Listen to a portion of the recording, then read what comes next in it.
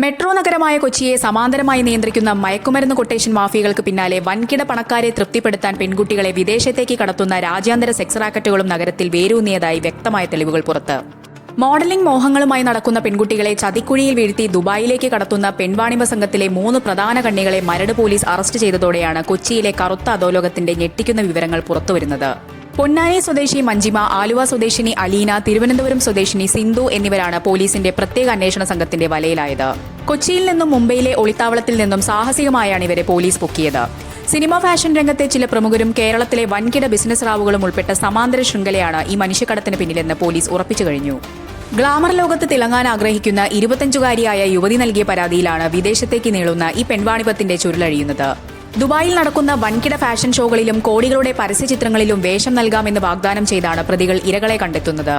വിമാന ടിക്കറ്റും വിസയും ഉൾപ്പെടെയുള്ള മോഹന വാഗ്ദാനങ്ങളിൽ വിശ്വസിച്ച് ഗൾഫിലെത്തുന്നതോടെയാണ് പെൺകുട്ടികൾ ക്രൂരമായ അടിയറവുകളിലേക്ക് തള്ളിവിടപ്പെടുന്നത്. നിലവിൽ സമാനമായ രീതിയിൽ കെണിയിൽ വീണ 3 പെൺകുട്ടികളാണ് പോലീസിനെ സമീപിച്ചിരിക്കുന്നത്. പണക്കൊഴുപ്പിൽ എന്തും സാധ്യമാകുന്ന ദുബായിലെ ആഡംബരത്തിന്റെ മറവിലാണ് ഈ വേട്ട മുഴുവൻ നടക്കുന്നത്.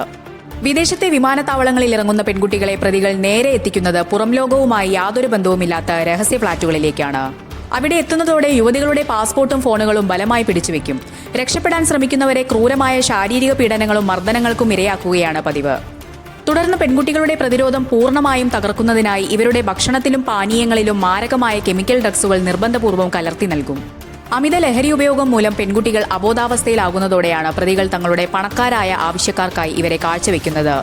ഈ ക്രൂരതകൾക്കിടയിൽ പെൺകുട്ടികളുടെ നഗ്നചിത്രങ്ങളും കിടപ്പറ ദൃശ്യങ്ങളും മൊബൈലിൽ പകർത്തി സൂക്ഷിക്കും. പിന്നീട് ഈ ദൃശ്യങ്ങൾ സോഷ്യൽ മീഡിയ വഴി പുറത്തുവിടുമെന്ന് ഭീഷണിപ്പെടുത്തിയാണ് മാസങ്ങളോളം ഇവരെ ലൈംഗിക അടിമകളാക്കി മാറ്റുന്നത്. പല വിധത്തിലുള്ള തന്ത്രങ്ങളിലൂടെയും ചിലരുടെ സഹായത്തോടെയുമാണ് പരാതിക്കാരായ പെൺകുട്ടികൾ ഒടുവിൽ ജീവൻ കയ്യിലെടുത്ത് നാട്ടിൽ തിരിച്ചെത്തിയത്. അറസ്റ്റിലായവരിൽ ആലുവ സ്വദേശിനിയായ അലീന, കൊച്ചിയിലെ ലഹരി കൊട്ടേഷൻ മാഫിയകൾ